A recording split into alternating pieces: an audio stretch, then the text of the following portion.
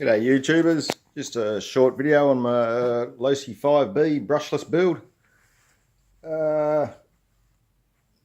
Body shell I got here is off MCD RR5.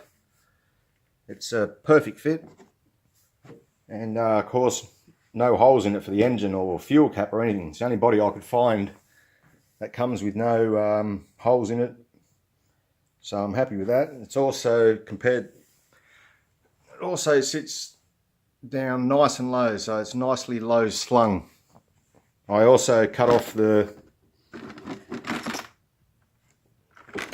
rear body mounts a bit to lower it down even further, so it's looking good.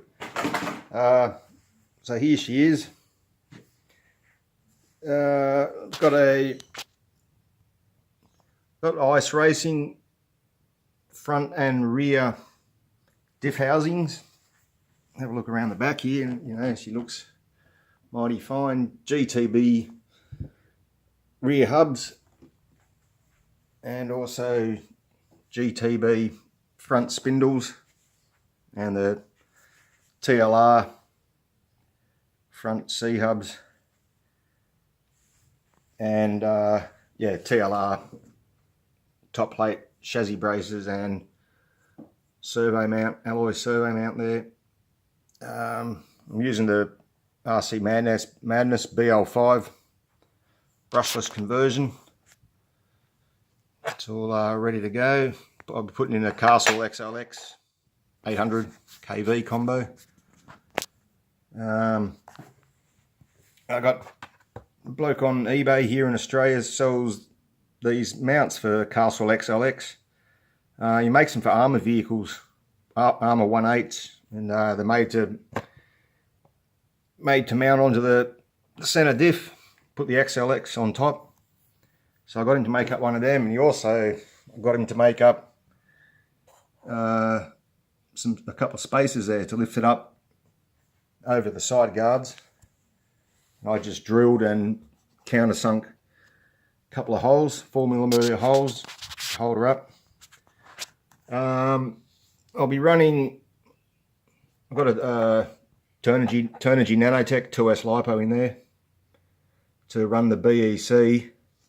The high-tech D840s, they have a stall current of 10 amp each, and you know, XLX's 20 amp BEC. So to put that under less strain and less heat, yeah, I'll run a BEC off the battery. I'm going to leave. I've taken the servo out. I do have a brand new Losi servo from the DBXLE. That'll do the job, of course. But I drive it on a football field up here, which has big grass embankments and all, and I never use the brakes. Very, very rare. So, but I'll see how the temperatures go anyway on the odd occasion that I do hit the brakes. But no, it should be right. I did have the XLX combo here, but the motor was faulty. Well, when I plugged her in and started her up. The motor would just stutter. It wouldn't even turn.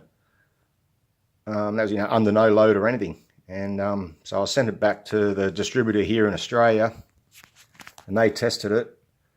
And yeah, apparently it was a faulty motor. So I'm just waiting for that to be returned. Can't come soon enough. Also, I got a Spectrum DX5R and a 6-channel receiver here.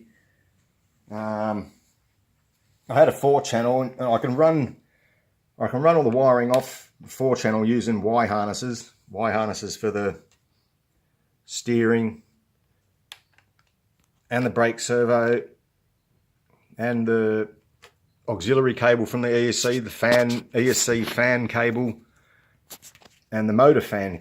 You can run it all off using Y connectors, but yeah, I don't really like doing it that way anyway. So I'll just see what happens anyway. See what happens with the temperatures, with the motor and the ESC. and decide whether I'm going to put mechanical brakes in. I've left the brakes there, of course. Yeah, running Losi, the Losi 5T flow rims with the Nomad tyres. But oh, the main thing that I'm really happy about is getting the finding the MCD body.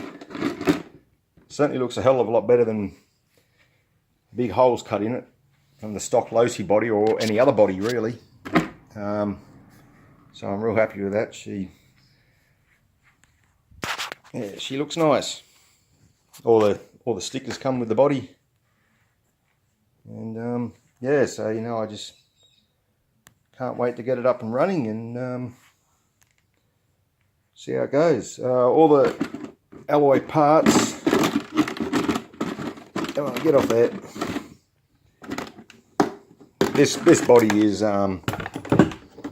very flexible, very thin polycarbonate, but I run duct tape. I haven't finished yet, but I'll run duct tape over the whole body. Got a few strips down the side there. And yeah,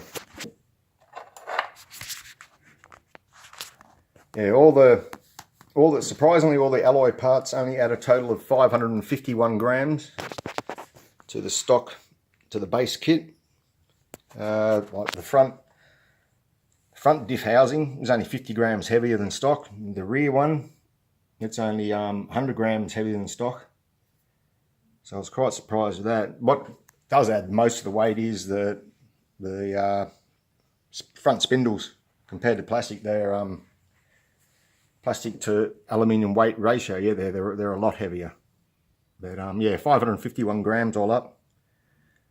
And yeah, I haven't had the chance to weigh it yet. Once I get the motor and all that and throw in a couple of lipos, 4S lipos, I'll see what the weight is.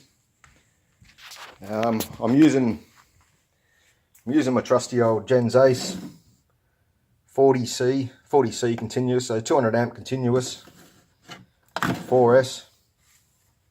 Apparently the XLX is only 160 amp continuous, so it's more than enough. But we'll see how those batteries go.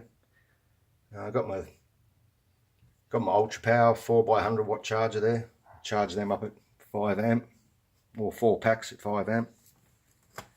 But yeah, so that's about it for now. And once I get the motor and ESC back, I'll update on the situation. Thanks, guys.